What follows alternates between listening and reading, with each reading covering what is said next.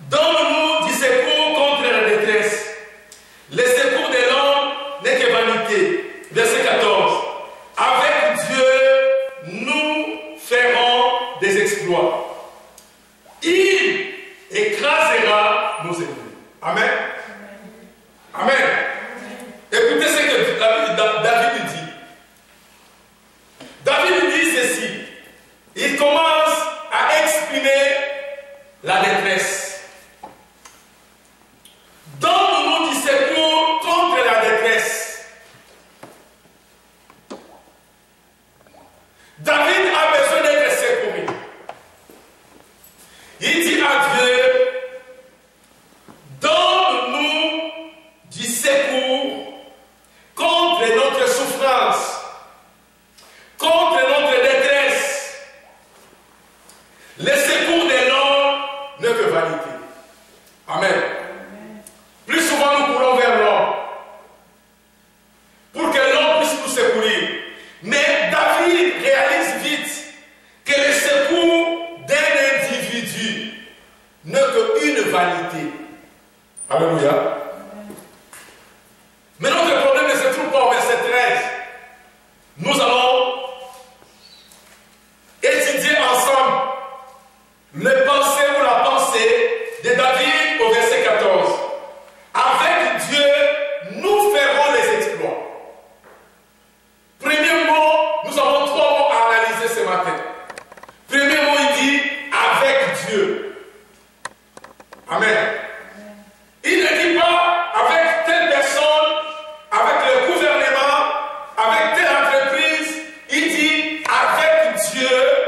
Ça, c'est le premier mot. Et deuxièmement, il ajouta, nous ferons les exploits. Si tu prends Dieu, avec Dieu, tu es capable de faire les exploits.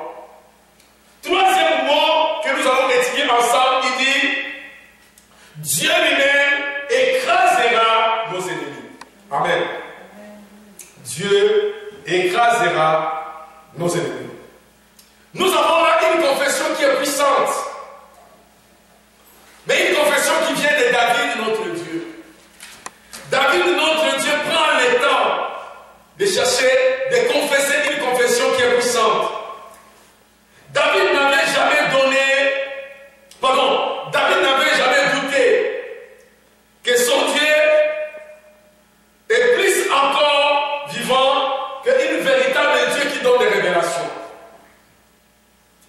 David n'a jamais douté un seul instant que son Dieu était un véritable Dieu qui peut donner des révélations et qui peut faire quelque chose. C'est pourquoi David était capable d'affirmer avec sa bouche lui-même qu'avec Dieu, nous sommes capables de faire les exploits. La raison pour laquelle David n'a jamais connu la défaite réside dans le simple fait qu'il avait une relation intime avec Dieu. S'il vous plaît, écoutez-moi. Le seul effet que David n'a jamais eu de défaite dans ses combats, c'est parce que David avait une relation intime, une relation entre lui-même avec son Dieu. Ce n'était pas une relation commune avec les gens et Dieu. Il avait une relation propre entre lui, David, et son Dieu. Une relation intime. Amen. Amen. Oui, une relation intime avec son Dieu. Il va de même pour nous qui sommes les enfants de Dieu. Si nous désirons remporter tous les challenges de la vie, notre marche avec Dieu va devoir prendre une nouvelle dimension. Si nous voulons gagner des victoires avec Dieu, si nous voulons voir la même, des décès avec Dieu, notre chemin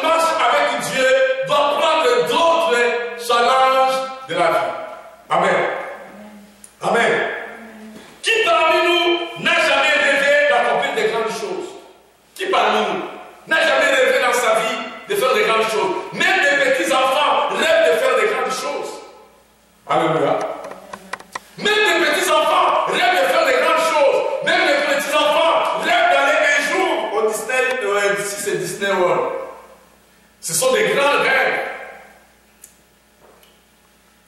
Qui parmi nous n'aime pas atteindre des sommets qui sont plus élevés dans notre vie? Nous aimons tous faire des grandes choses de la vie. Mais si c'est le cas, sachez que Dieu est plus que jamais décidé de vous aider.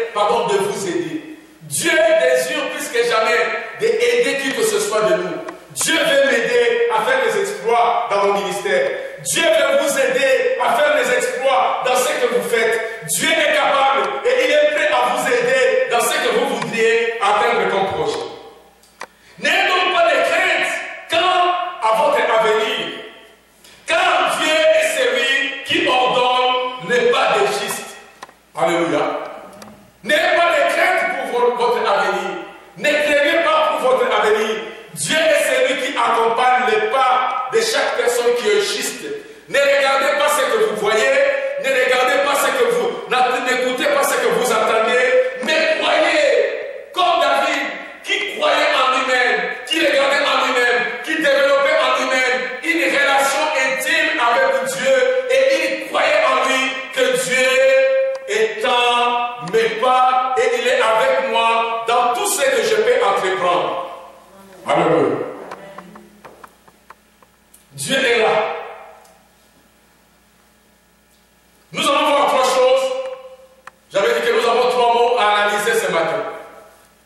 Trois choses fondamentales sont observées dans le verset 14. Premier point. La première chose, c'est avec Dieu. David ne dit pas, c'est avec celui-ci que je vais faire les exploits.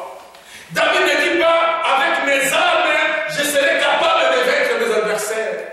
David ne dit pas, avec l'argent, avec de l'or, avec des cuivres, avec des gaz naturels, avec des pétroles, je suis roi dans ces pays, je vais faire les exploits. Amen. David avait tout. Il pouvait s'appuyer sur ses richesses. Il pouvait s'appuyer pour ses forces. Quand il était enfant, il était même capable, sans être roi, capable de déchirer la gueule des lions qui venaient pour prendre ses bébés. Il était capable de compter sur ses propres forces. Mais David ne compte pas sur ses propres forces. Il est roi, il a des chars de combat, il a des munitions, il a l'argent, il a l'armée. Mais David ne compte pas sur tout ce qu'il a, sur tout ce qu'il possède. David compte sur la force d'une personne qui est plus supérieure, qui est plus que roi pour lui. Il dit avec Dieu. Amen. Mes amis, s'il vous plaît, si vous désirez avoir du succès dans la vie, une chose est sûre, c'est qu'il va falloir vous appuyer sur Dieu et sur lui seul. Alléluia.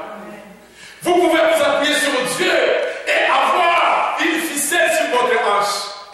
Amen. Excusez-moi. Vous pouvez appuyer sur Dieu, mais avoir un anneau à laquelle vous comptez. Nous avons vu les gens venir à l'église. Nous avons vu les gens chanter à l'église. Nous avons vu les gens conduire les réunions de prière. Mais ces gens-là viennent à l'église parce que c'est peut-être une tendance d'aller à l'église. Mais quand ils retournent, ces gens n'ont aucune considération pour Dieu. Ces gens-là ne s'appuient même pas pour Dieu. Ces gens-là, ils ont d'autres dieux dans leur maison. Ils ont des ficelles qu'ils ont placées sur les portes.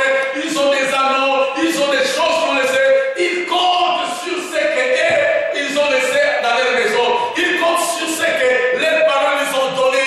Les jours qu'ils voyageaient, ils t'ont dit, prenez ceci, tu vas mettre ça sur ta poche, sur ton portefeuille ou dans ton portefeuille. Et chaque fois que tu auras des problèmes, chaque fois que tu vas retrouver du travail, tu vas faire ceci, tu vas faire cela. Mais ces gens-là viennent à l'église, ils vont continuer à chercher la face de Dieu. Ils ont deux dieux. Alléluia. Alléluia. S'il vous plaît, mes bien-aimés, David ne regarde pas ce qu'il a. David avait de l'argent. David avait le pouvoir de consulter les astrologues, les diseurs de bonne aventure. David était capable de convoquer n'importe quel diseur de bonne aventure, n'importe quel gourou, n'importe quel fétiché pour lui prédire l'avenir, pour qu'il puisse envoûter ses adversaires en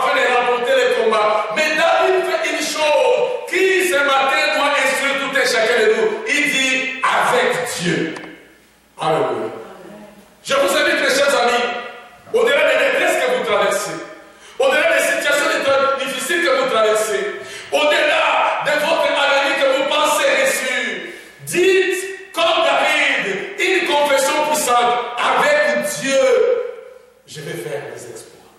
Amen. Je ne fais pas des exploits parce que j'ai étudié à l'université McGill et que je suis licencié, ou que je suis médecin, ou que j'ai terminé génie à l'université de Montréal et que je suis ingénieur. Avec mon diplôme, je vais réussir ma vie. Mais la Bible dit non, avec Dieu, s'il vous plaît, ce n'est qu'avec Dieu vous pouvez faire des exploits dans cette vie. Et que quelqu'un puisse dire Amen. Souvenez-vous que celui que la Bible appelle fidèle, Dieu est un Dieu fidèle. Alléluia. Moi je suis fidèle, mais je ne suis pas fidèle comme Dieu. Alléluia. Ma femme me dit, mais tu m'as dit ceci, mais tu ne l'as pas fait. Voilà, donc je ne suis pas fidèle à un certain moment donné, parce que j'ai promis, mais je n'étais pas peut-être à l'auteur de réaliser quelque chose. Amen. Voilà, dis Amen. Amen. Très content. Alléluia. Mais Dieu est fidèle. Il ne dit pas des choses qu'il ne fera pas. Dieu est fidèle. J'aimerais que ce matin vous réalisez qui il est. Dieu est fidèle, mes chers amis. Ce qui montre que l'on peut compter sur lui à tout moment et qu'il nous fera jamais de défaut. Alléluia. Nous pouvons compter sur Dieu à tout moment. Mes chers amis, comptez sur Dieu à tout moment, à n'importe quel moment, même au moment où vous ne trouvez même pas qu'il y aura des solutions. Vous regardez dans vos yeux, à gauche et à droite, vous trouvez chez vos collègues, chez vos amis, chez vos familles, personne ne peut venir en aide en ce moment. J'ai besoin de 100 $. J'ai appelé tous les gens que je connais. Il n'y a personne qui peut me donner. Mais permettez-moi, s'il vous plaît, avec tous les respects que je vous dois, et je vais partager mon cœur avec vous. Comptez sur Dieu, le Dieu de Jésus-Christ. Amen. Il a dit David dit avec Dieu. Proverbe chapitre 3, verset 58. Proverbe chapitre 3, verset 58. Lisez, mon cher ami.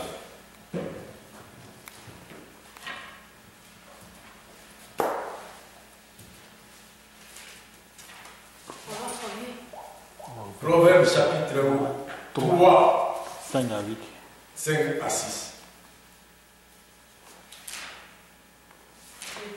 Ne te fie pas à ta propre intelligence, mais place toute ta confiance dans le Seigneur.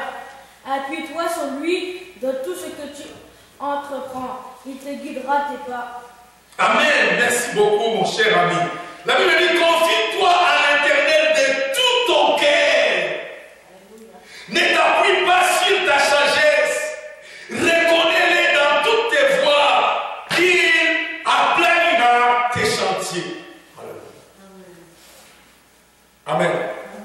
Ce sont des mots qui sont écrits par un sage, Salomon. Il dit, confie-toi à l'Éternel de tout ton cœur. Je ne sais pas lesquels communs. Je vois comment on a décidé lesquels. Mais de tout ton cœur comme lesquels. Confie-toi à l'Éternel de tout ton cœur. Ne t'appuie pas sur ta sagesse. Ne t'appuie pas sur ton diplôme. Ne t'appuie pas sur le fétiche qu'on t'a donné les jours que tu as quitté ton pays. Ne t'appuie pas sur ton diplôme. Ne t'appuie pas sur quoi que ce soit. Appuie-toi sur les dieux de Jésus-Christ. Amen. La Bible dit, reconnais-les dans toutes tes voies. Il aplanira tes chantiers. Amen. Amen. Ne t'appuie pas sur ta sagesse. Reconnais-les dans tes voies et il aplanira tes chantiers. Reconnais-les dans ce que tu fais. Il y a des gens qui ne te reconnaissent pas Dieu. Il y a des gens quand il fait quelque chose et que la chose réussisse, il dit, oh, c'est moi que j'ai des relations. Moi, c'est un homme qui a des relations. Non, ce n'est pas des relations. Alléluia. Non, moi, je suis un homme qui parle bien français. Tu sais, moi là, si tu me mets à côté de quelqu'un là, je sais parler. Je sais comment acheter quelqu'un. Non, tu t'appuies avec ta façon de parler. La Bible dit, reconnais-les dans toutes tes voies. Si tu fais quelque chose, tu as vu que c'est réussi. Même si c'est minime qu'il soit, même si c'est petit, reconnais que c'est Dieu qui m'a béni le Seigneur pour les petites choses qu'il t'a données. Alléluia. Bénis Dieu pour ces petites choses. sont irreconnaissants. Hein? Amen. Amen. Il y a des gens qui sont vraiment reconnaissants. Dieu t'a donné quelque chose. Qu'est-ce que Dieu m'a donné? Depuis le premier janvier, je viens à l'église. Qu'est-ce que Dieu m'a donné? Wow. Est-ce que tu ne peux même pas reconnaître Dieu pour le souffle de vie qu'il t'a donné? Regarde à l'hôpital, il y a des gens qui sont plus beaux que toi, plus belles que toi. Et mes chers amis, ces derniers temps, je fais des livraisons. Et j'arrive quelque part dans un tour extraordinaire. Je viens livrer des médicaments devant un médecin. J'ai oublié son nom, je ne peux même pas citer, même si je connaissais. Docteur Terre. Un docteur réputé qui a fait des exploits énormes. Mais il est là, alité, couvert de draps. Il ne peut pas bouger. Bonjour. Docteur. Amen. Et le docteur finit par être alité. Amen. Reconnais Dieu quand tu as le souffle de vie. Reconnais Dieu quand tu as un emploi. Même si c'est $10 et 15, reconnais Dieu dans tout ce que tu fais. La Bible dit reconnais Dieu. Alléluia. Avec Dieu signifie aussi que si vous avez des recours à votre moyen, n'imaginez pas aller bien loin. Si vous avez des recours d'autres moyens, n'imaginez pas que vous irez plus loin avec Dieu. Votre succès ne sera pas le succès que vous escomptez. Votre succès sera que le succès a une courte durée. Et surtout, en dehors de lui, il n'y a pas de solution. C'est seulement à lui qu'il y a des solutions. Alléluia. Amen. Je reprends votre pensée de ce matin. Votre baobab peut être grand. Votre baobab est tellement grand et que ça a résisté à toutes les tempêtes, à toutes les intempéries de la vie. Ça a résisté à tsunami, ça a résisté aux vases et marées de la vie. Mais mes chers amis, n'oubliez pas que Dieu peut envoyer juste des insectes, des petits insectes minimes qu'ils soient, par ta prière. Aujourd'hui j'ai pris 15 minutes, aujourd'hui j'ai pris 15 minutes. Mes chers amis, je vous dis toujours, ne sous-estimez jamais vos petites prières que vous faites. Dieu écoute vos prières. Et c'est, oh, je m'inquiétais la semaine passée. Je m'inquiétais pour une chose. Mais directement alors que j'étais dans mon bureau. Directement, c'est les chants que nous chantons ici. Dieu aime exaucer les... Dieu prend... Il y a quelque chose qui se dit. Dieu prend soin des petits oiseaux. Abandonnez tes fardeaux à tes soeurs. Dieu prend soin des petits oiseaux. Si Dieu prend soin des petits oiseaux, le verset de Matthieu nous dit à combien plus forte raison Dieu ne prendra pas soin de vous. Alléluia. Alléluia. Mes chers amis, il n'y a pas de solution en dehors de Jésus. Deuxième point, nous allons gagner le temps. Deuxième point. Nous ferons les exploits. J'aimerais qu'en retournant chez vous, vous puissiez méditer ces mots. Nous ferons les exploits. La Bible nous garantit que ceux qui choisissent de marcher avec Dieu finissent à faire des exploits. Mes chers amis, à moins que vous ne marchez pas avec Dieu, si vous marchez avec Dieu, vous êtes fidèle avec Dieu, vous reconnaissez Dieu, permettez-moi. David disait dans sa parole, j'ai été jeune, aujourd'hui j'ai les cheveux blancs. Je suis vraiment vieux. Je n'ai pas encore vu avec mes yeux celui qui est juste, que Dieu l'a abandonné. Alléluia. Non, Dieu ne peut pas abandonner. Oui, tes chemins peuvent être difficiles et que les choses que tu fais peuvent être difficiles, mais Dieu ne t'abandonnera jamais. Alléluia. Amen. Amen. Oui, ils vont faire les exploits. Mais j'aimerais que nous puissions voir les mots exploits les plus près possibles.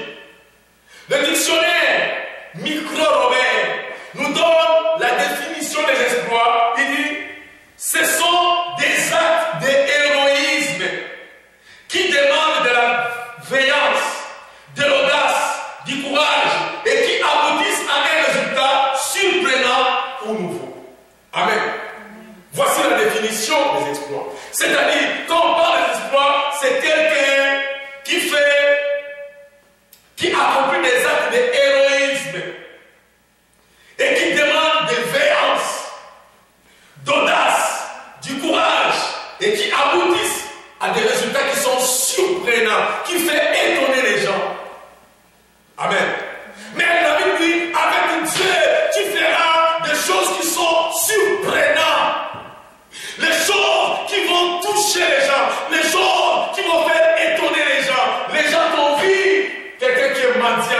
jour. Les gens t'envient quelqu'un qui est malheureux chaque jour. Les gens qui t'envient chaque fois, ils disent, mais où est leur Dieu? Où est son Dieu? Mais pourquoi Dieu n'agit pas? Les gens t'insultent, les gens parlent de toi, ils parlent derrière ton dos. Mais il y a une chose sûre, alors que tu comptes sur Dieu, alors que tu prends Jésus-Christ comme ton appui, un jour, tu vas faire surprendre les gens. Ils vont étonner. Est-ce que c'est réellement lui?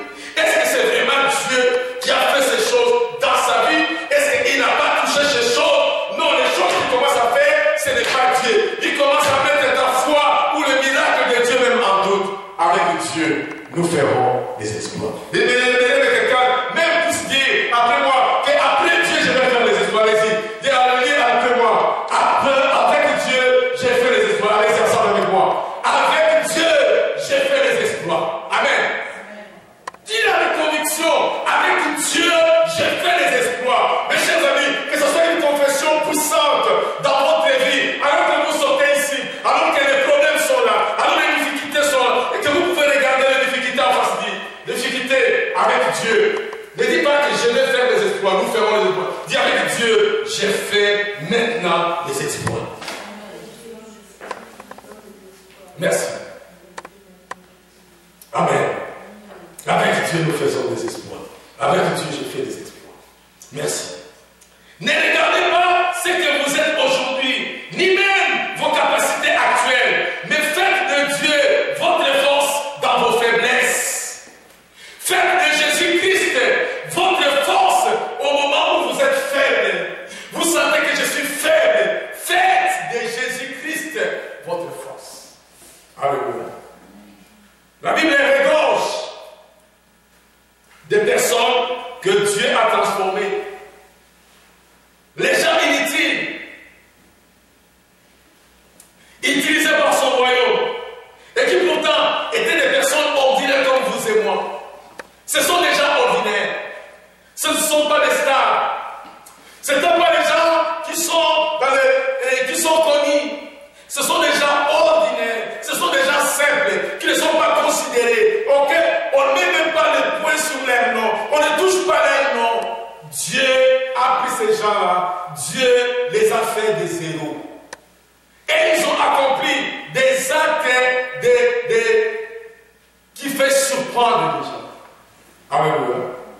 Mon cher ami, je peux lire pour nous Juge, chapitre 14, verset 5 à 6. S'il te plaît, lisez Juge, chapitre 14, verset 5 à 6.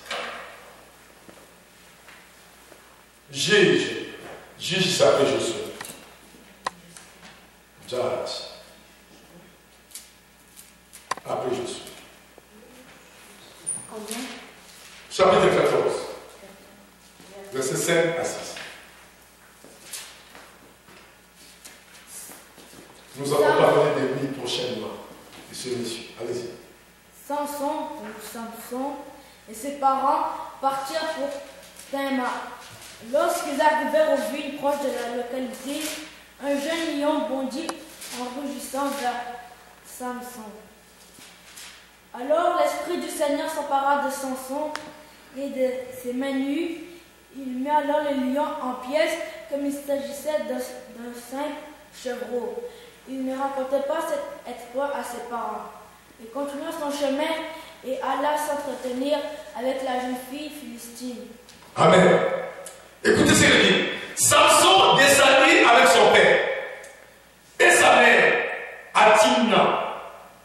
Lorsqu'ils arrivèrent aux villes de Timna, voici un jeune lion rougissant vint à sa rencontre.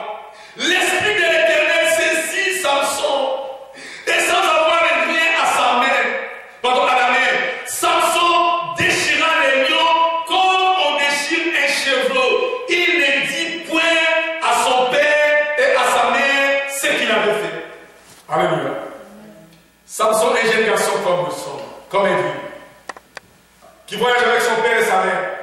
À un certain moment donné, il va abandonner ses parents pour aller entrer dans les villes, pour prendre les villes, pour marcher. Alors qu'il partait, il se éloignait de ses parents. Il y a un jeune lion qui rougit après lui. Et voilà, il voit que sa vie est perdue. Un jeune garçon, Samson, sans un nom, il n'est pas connu à son milieu. Il n'y a personne qui a parlé de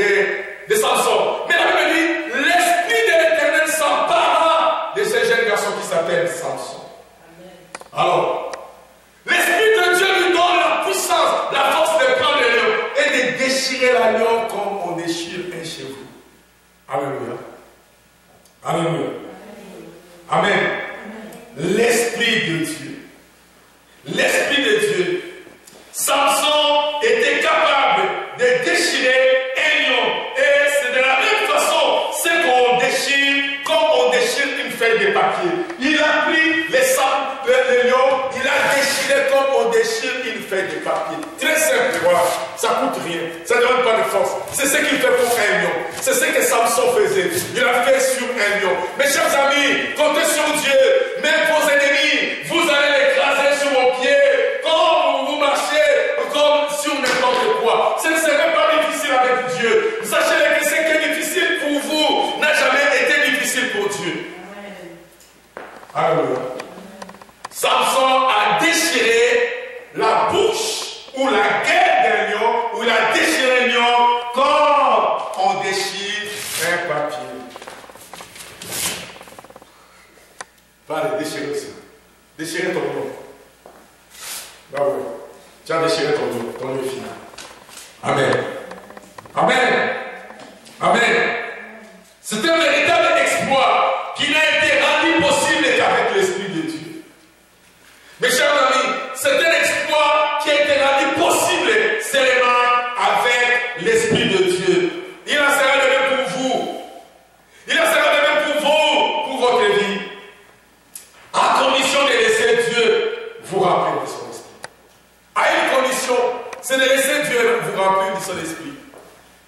À une condition, c'est d'avoir besoin de l'Esprit de Dieu. Sachez que sans l'Esprit de Dieu en vous, vous ne pouvez pas faire les exploits. Amen. Je vais terminer. Un troisième point. Il écrasera nos ennemis. La Bible ne dit pas que vous écraserez vos ennemis. La Bible dit il, c'est-à-dire Dieu écrasera nos ennemis. Amen. Les doutes, la peur, les manques de confiance en soi, l'incrédulité, la maladie, l'incertitude, les paroles négatives, des échecs du passé, tout ce qui représente un frein ou un obstacle dans votre marche avec Dieu et dans votre vie personnelle est un ennemi. Alléluia. Votre maladie, c'est votre ennemi. Manque d'argent, c'est votre ennemi. Avoir l'incapacité de réaliser quelque chose, c'est votre ennemi. L'incertitude, c'est votre ennemi. Mais la Bible dit, il écrasera votre ennemi. Dieu ne dit pas que vous écraserez votre ennemi. Lui-même, Dieu, écrasera votre ennemi. Parce que Dieu a la puissance de marcher sur vos ennemis. Jésus-Christ a fait l'exploit. Il a marché sur l'eau. C'est impossible pour l'être humain. C'était un ennemi. L'eau est l'ennemi d'un être humain. Parce que l'homme ne peut jamais marcher sur l'eau. Mais Jésus-Christ a montré sa puissance. Il dit, regarde, je suis capable de marcher sur l'eau comme je marche sur la terre solide. Si Dieu est capable de marcher sur la terre comme on marche, quand on marche sur l'eau, comme on marche sur les terres solides, c'est-à-dire que ce Dieu-là est capable de marcher sur vos ennemis. Ne regardez pas vos ennemis comme vos ennemis plus puissants. Ne prenez pas vos ennemis. Ne mettez pas votre ennemi à la ligne de vos vies. Mon ennemi. Je suis malade. Je suis pauvre. Non, non, non. Ne chantez